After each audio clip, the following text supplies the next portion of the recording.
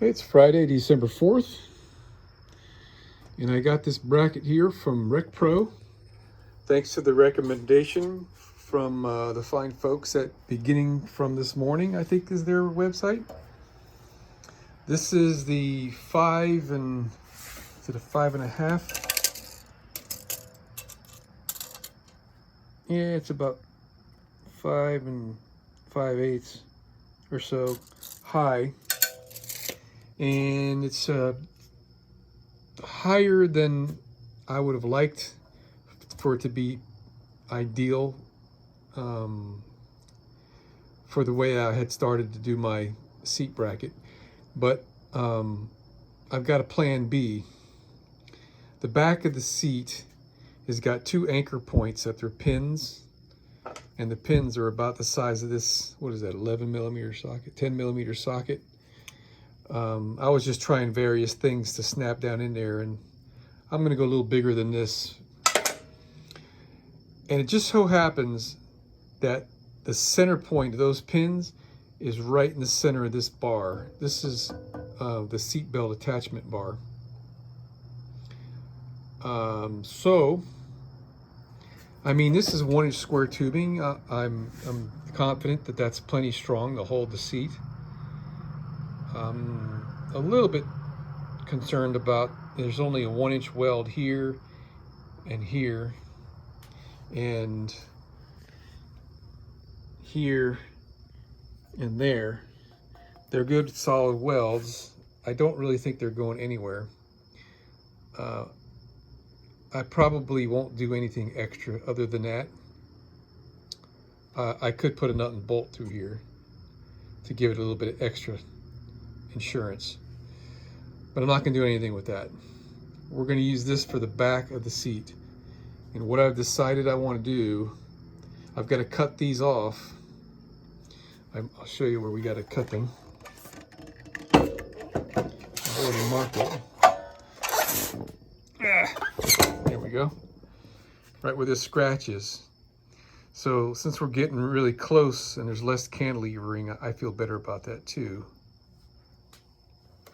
All right, so what I need to do is make something that converts this square tube into a pin that's that size, right about there. And I don't have much to work with. I've got this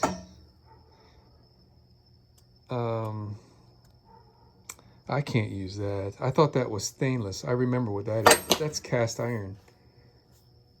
That won't be strong enough for what I want to do. I'm gonna have to buy some steel. I don't know, maybe I can look down here. I got this big bolt. Maybe this will be big enough. Yeah, I guess, I know this is like grade 8 steel. Yeah, I think I can get away with this. So what I'm gonna do, this is a used bolt off of a wind power turbine, by the way.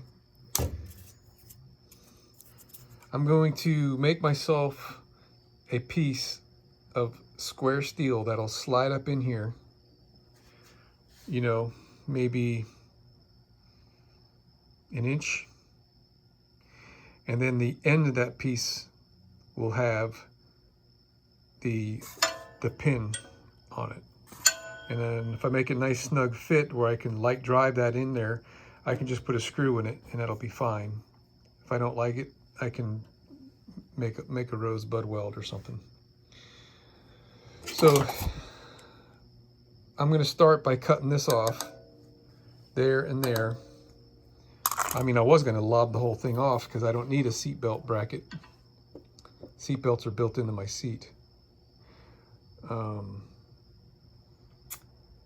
So let me cut those off. I guess I'll just use a hacksaw.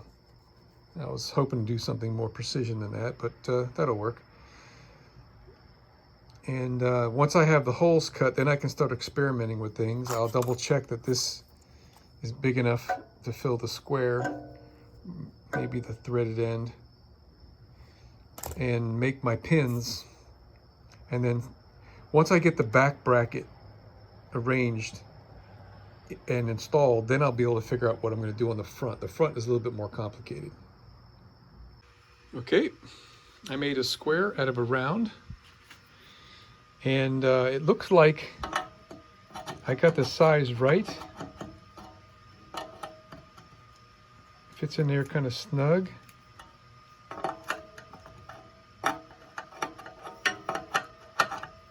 There's this is welded. There's a seam in this tube, and that's what's preventing this from just going in there. But I think I could beat that thing in there, or grind away either inside there or relieve this a little bit where the weld is. But I'm going to leave it like it is for now. And now we're going to shape this thing with whatever material that we have to make the pin on the end of it this size. So we'll be able to start with this end here,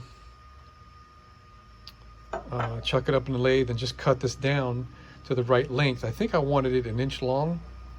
I'm gonna have to go check the seat again. Okay, it's starting to get interesting now, because we've got this guy sitting on this bar that's part of the seat, and more or less kind of sitting over here. It's hitting this spring. It would go a little bit lower, and I think that puts us in the right spot. What happens is, though, where our pin is going to have to be all the way at one side of the square piece, like even we're going to have to notch this right here probably to allow this piece to go down a little bit further in order for this to make it.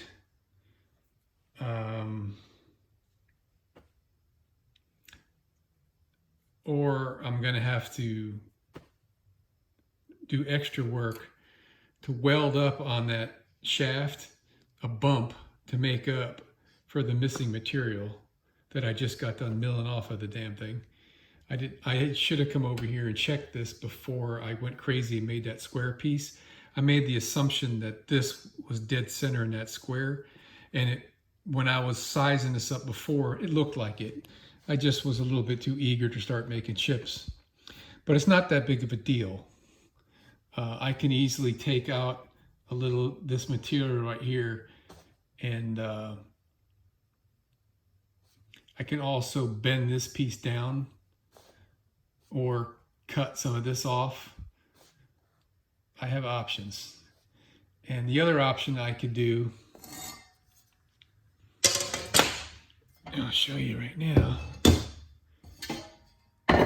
would be to give this a little bit of tilt,